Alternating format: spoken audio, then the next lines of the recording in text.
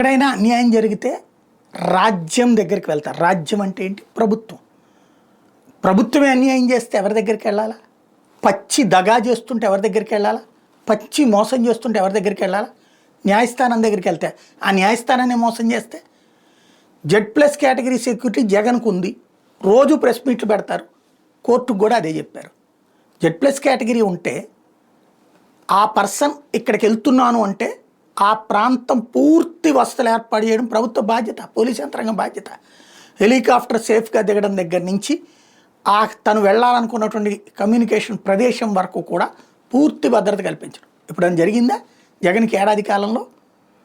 అలాగే rope party ఉండాలి. ఉందా?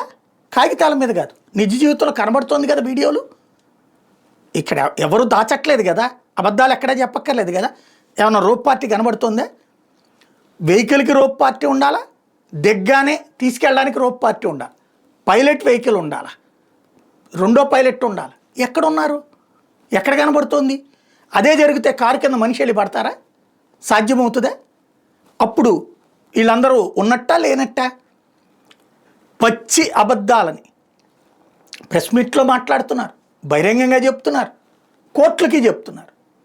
దాని మీద కోర్టు అందుకని ఇప్పుడు ఏముంది, అసలు Z+ కేటగిరీకి ఏమేమి ఉంటాయో ఆ విధి విధానాలు మాకు పంపించడాయని కేంద్ర ప్రభుత్వాన్ని అడిగింది.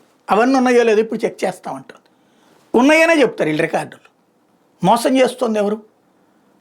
అదే అర్థం కాంది.